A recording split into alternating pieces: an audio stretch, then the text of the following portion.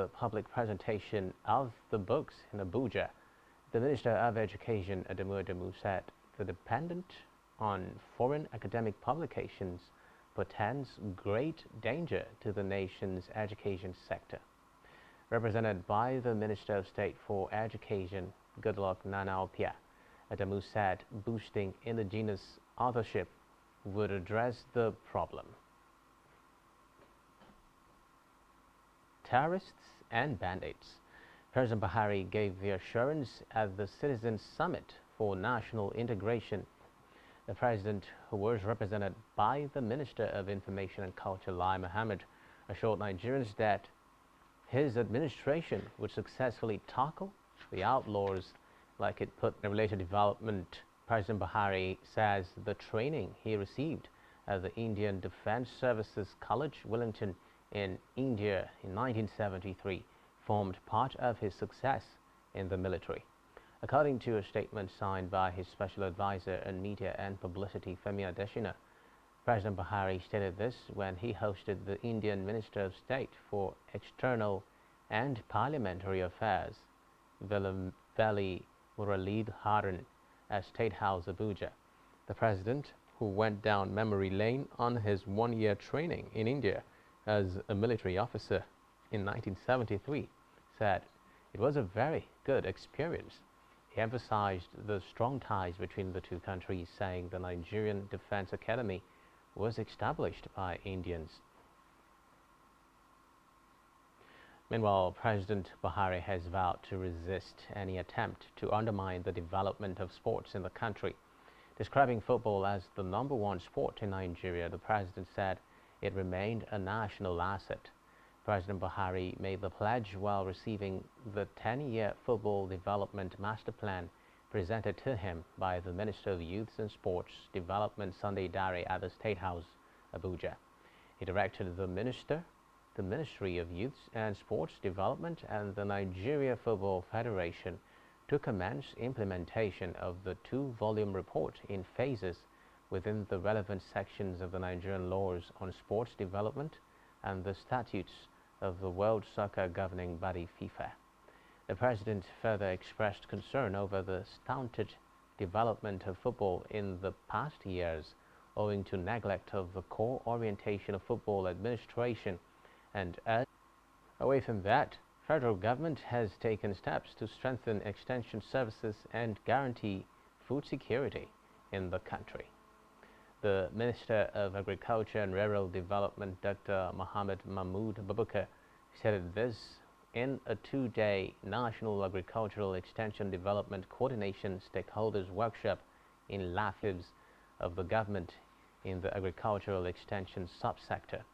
He said the Buhari-led administration had since revived the Nigerian National Agricultural Extension System to focus attention on small-scale farmers to accelerate agricultural productivity and production. Had been supporting farmers. In the meantime, federal government says it is taking practical steps to address the problem of drug and substance abuse, particularly among vulnerable young people, using the instrumentality of its At-Risk Children program. The program is reportedly an initiative of President Buhari's stakeholders workshop to begin the implementation of the program in Niger State. The special advisor to the President on social investments, Mariam Weiss, who is also the national lead of the ARCP, decried the Spate of Substance Agency and the United Nations Office on Drugs and Crime and other relevant stakeholders were making necessary interventions to discourage the distressing habit. She said with the support of the NDLEA, the program had substance abuse while putting in place support structures to assist and rehabilitate those who were already addicted. Elsewhere, the Minister of Power, Abubakar Aliyu, has urged investors to tap into the investment opportunities in Nigeria's electricity supply industry. This is contained in a statement by the Ministry's Assistant Director, Information and Press, Odutayo Oluseyi, issued in Abuja. Aliyu was quoted to have said this at the two-day Nigeria-India Business Forum. He said President Buhari had made the commitment at the Conference of Parties 26th Annual Summit COP26 in Glasgow, where Nigeria planned to achieve net zero carbon emission by 2060. The minister said structures were being put in place to increase the opportunity for investment in gas to power and other gas-related opportunities. Meanwhile, the federal government has reiterated that measures are being deployed to address the brain drain in Nigeria. Minister of State for Health Joseph Ikumankama stated this while addressing reporters at the and Trauma Center Molecular Building Complex, Oxygen Gas Plant, Clinical Training Center and Ultramodern Theater. He admitted that the mass relocation of health personnel was a problem and worrisome. The minister appealed to the medics to remain in Nigeria to see the efforts of the government. Away from that, federal government says it is working out measures to resolve the $464 million belonging to foreign airlines that is trapped in the country. The Minister of Information, Lai Mohammed, who embarked on the tour of the new Murtala Mohammed International Airport, Lagos, said relevant authorities of the government had escalated action on the issue, adding that the matter would soon be history. Flights into the country. It could be recalled that last week the International Air Transport Association had slammed the federal government for holding over $464 million as proceeds of ticket sales by airlines operating into the country. To the legislature now, where the House of Representatives clear to answer critical questions concerning a take-or-pay agreement with the power generation company Azura Power West Africa Limited. The agreement forces the country to pay the firm $33 million monthly, whether it supplies power or not. At its continued investigative hearing in Abuja, the committee grilled the TCN Executive Director Victor Adewumi, TCN Market Operator Edmund Deje, TCN Director Agreements Benedict Obu, and TCN General Manager Corporate Planning and Strategy. The lawmaker, however, criticized the computation of Sule Abdulaziz appear before the panel to answer queries. Chairman of the committee, James Falake, alleged that the government, through the Nigerian Bulk Electricity Trading PLC, had failed to reach a formal agreement with several power companies, but signed a take-or-pay agreement with only Azura. Several other lawmakers corroborated Ibrahim, asking that the TCN representatives be dismissed till a better presentation is made later. To the judiciary now, where the ratification of the suspension of Barrister Joyce Ojua as Secretary General of the Nigerian Bar Association (NBA) has been nullified by a federal high court in Abuja. The ratification, effected by the National Executive Council (NEC) of the NBA, was voided and set aside by the court on grounds that the action was an affront to the rule of law and a violation of the court's proceedings in the matter. Justice Ahmed Mohammed, while ruling in an application filed and argued by Ayotunde Ogunleye on behalf of the plaintiff, held that the NBA's NEC, which gave legal effect to the suspension of the plaintiff, acted in bad faith and in utter disregard to the proceedings of the court. The judge agreed with Ogunleye that the ratification suspension in the first instance. Justice Mohammed also agreed with the plaintiff's counsel that the purported ratification was not only an affront to the court, but a denigration of the sanctity of the judiciary, which on several occasions had been condemned by the Supreme Court of Nigeria. Now, in education, National Association of Nigerian Students has commended the Inspector General of Police, Usman Baba, on the recent clampdown on erring police. Students were the greatest victims of the erring officers. A chevron called on the IGP and the force to continue to maintain stricter enforcement to prevent abuse of powers by the personnel. Still on judicial matters, the acting Chief Judge of Kogi State, Justice Josiah Majabi, has pledged to implement recommendations of the Kogi High Court's Council of Judges Subcommittee on repositioning and supervising the Directorate of the employment of staff recruited into the system through a process it described as an abnormality. Members of the committee, who were received by the acting Chief Judge in his office at the High Court of Justice headquarters in Lokoja, stated in their report that names of some persons on the payroll of the High Court were not found on the court's nominal roll. In its interim report, the committee described the situation as an indication that some names on the payroll did not have duty stations or work anywhere in the inspectorate offices. While submitting its report, the committee, which has Justice Mohammed Umar as its chairman, recommended immediate and urgent action to correct the anomaly of having some staff in the payroll without duty stations. In another development, the National Pension Commission (PENCOM) has vowed to go tough on to get benefits entitled to deceased persons. To ensure that a worker is truly dead, apart from other means of verification, PENCOM has also asked the banks to close the accounts of reported dead persons so that they would not be able to operate bank accounts again in the country. The head Benefits and Insurance Department, PENCOM, Obiora Ibeziako, stated this while speaking on administration of retirement benefits and efforts to safeguard the pensions of workers. The pension industry's regulator decided on the move due to growing incidences of fake deaths being organized to get out the balances in the retirement savings accounts of reported dead workers. On security now, Nobel laureate Wole Soyinka has questioned the federal government's handling of the farmer herder crisis. Speaking to journalists, the literary icon wondered why the government was yet to ban cattle group Mieti Allah, while it had proscribed the indigenous people of the country's history in perspective in order to understand security challenges. Still on security now, authorities of the police have again said its personnel have no right to check people's phones arbitrarily on the road. Force Public Relations officers on the activity which Nigerians have repeatedly accused policemen of doing.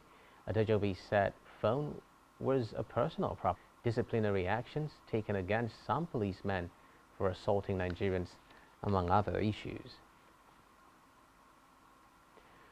Meanwhile, the Sokoto State Commissioner of Police Mohammed Gomel has again warned officers. Conference in Sokoto. Gomel reiterated that the Inspector General of Police Usman Baba had vowed never to condone indiscipline in any form within the police force. He said discipline and professionalism. Now in Cross River State, the Nigeria Security and Civil Defense Corps NSCDC within the week impounded 16,000 liters of stolen petroleum products in the state, also known as diesel, were stored in drums and gallons and hidden at trailer parks across the state. Speaking with journalists in Calabar while inspecting the seized petroleum products, illegal activities were going on in parks. He further commended the Nigerian Navy ship Victory and Sector 4 Operation Delta Safe for joining the Corps. Still in Cross River, over 1,700 civil servants took to the streets within the week to protest the non-entrance to the Secretariat, displaying placards with various inscriptions. The protesters were cited chanting. Solid spokesman of the protesters, Raphael Antiga, alleged that since they were employed in 2017 and 2018, they had not been receiving salary. State government was not owing any worker salary.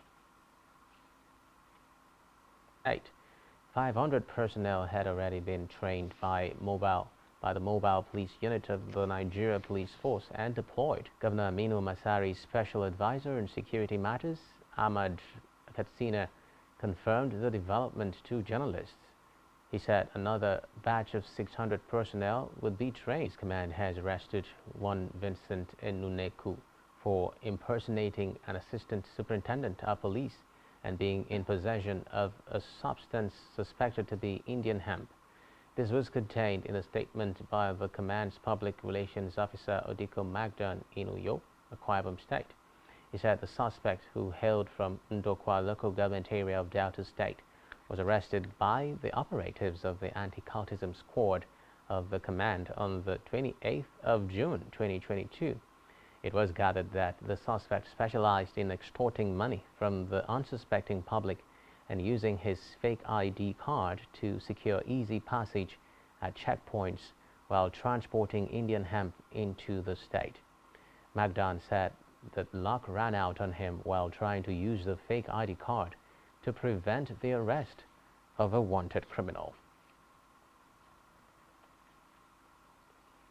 Still to come in the news.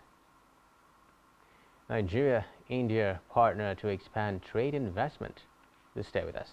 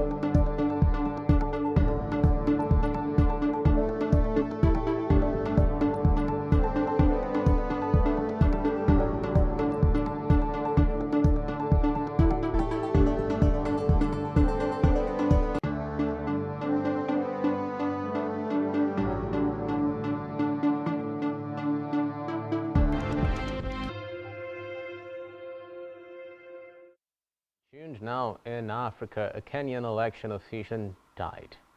Gitobo was at the electoral body's offices in Nanyuki town in central in Gichugu constituency, Kiriaga country in central Kenya. Reports say Gitobo had not complained. It comes days after another officer in charge of a constituency in the capital Nairobi was tortured. Ebukati had earlier said officers were being intimidated and threatened. Over the 9th in the week confirmed a new case of Ebola in its violence-wrecked east.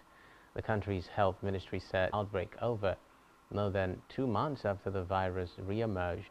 DR Congo was investigating a suspected case, and it added that still in Africa, Uganda's police have charged 4 of its officers. Spokesperson Fred Enanga. The 4 have been charged for discreditable conduct, which upon conviction in Mbarara in western Uganda, where she was detained overnight and was released. Meanwhile, Tanzania will conduct a population census of vital years is going to be the 6th since independence from Britain. Recall that in the 2012 census, results indicated Zanzibar. Meanwhile, UN data estimates Tanzania's 2020 population to be almost 60 million.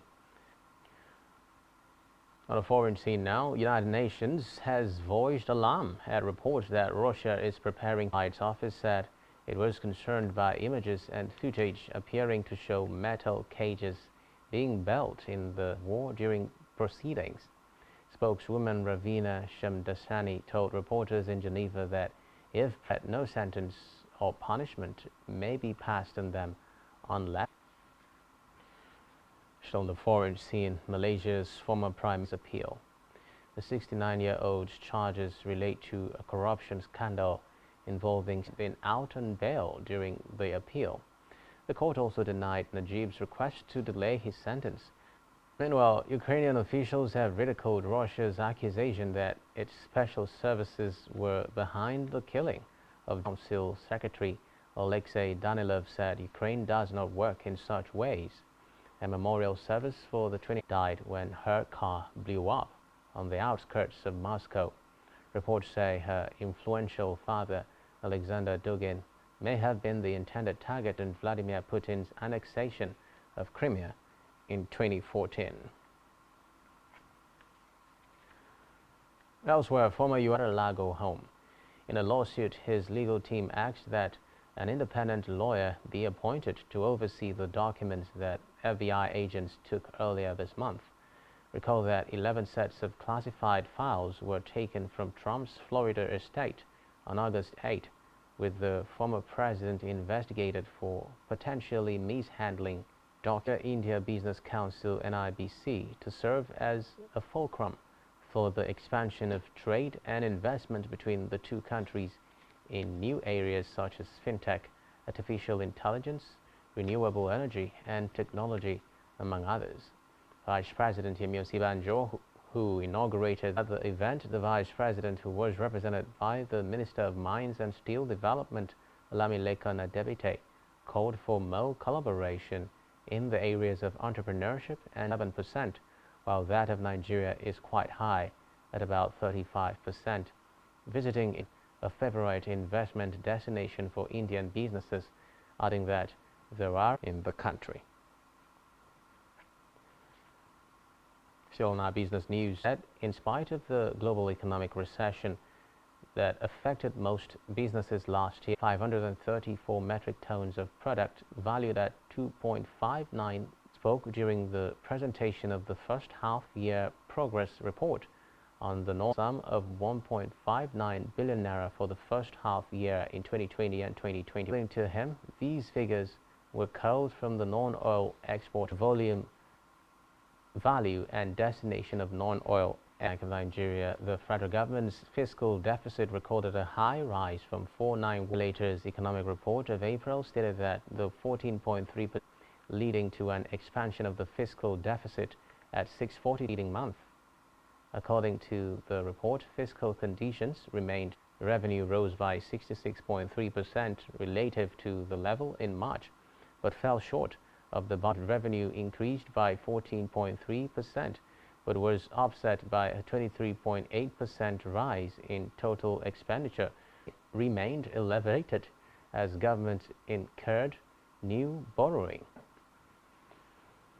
Meanwhile, different government security outfits operating across the country have recovered. Mail Fadegi said the stolen products, which were mainly automotive gas oil, and said it intercepted 3,998 jerry cans of premium 33,000 liters each. Reports say the seized petroleum products had a duty-paid value of 28.9. The Tigers resume camp ahead of World Cup qualifiers for Window 4.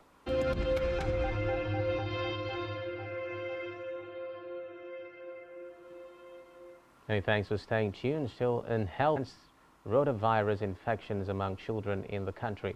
The federal government said the vaccine will help Abuja to flag off the inclusion of the vaccine into routine immunization. The Minister of Health does of severe dehydrating diarrhea in children less than 5 years old. Rotavirus. Still in health, the Nigeria Center for Disease Control has confirmed that 168 Nigerians have so far logged a weekly situation report on Lassa fever, stating that the number of new confirmed Lassa fever cases reduced.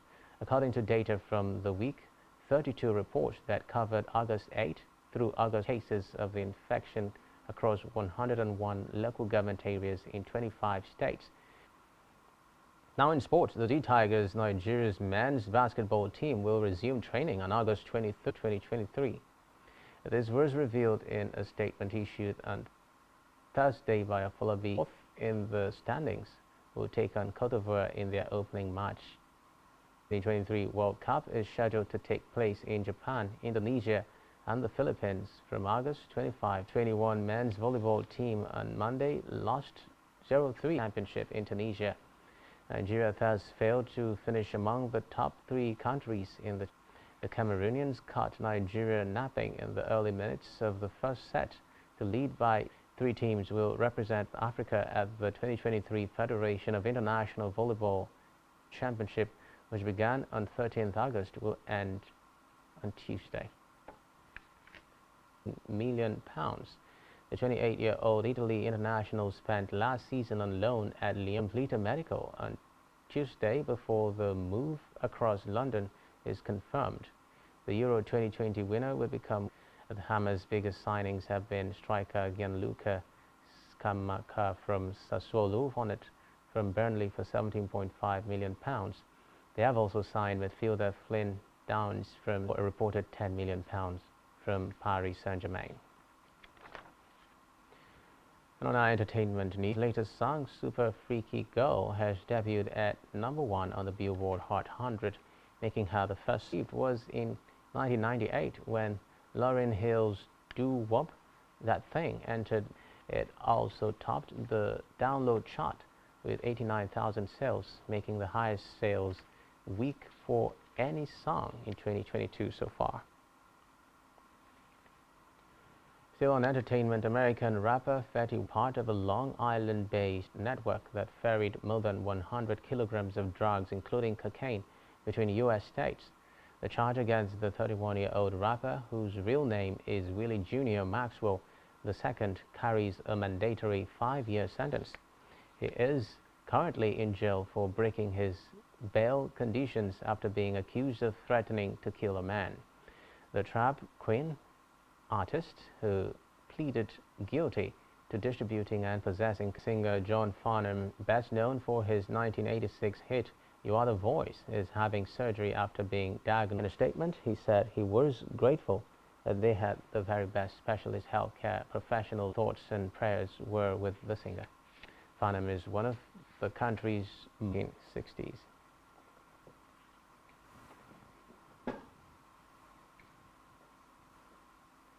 Week. Do ensure to follow us on social media and subscribe to our YouTube channel, all of which you can find on our website, spectrumtv.ng. For the rest of your day. Bye.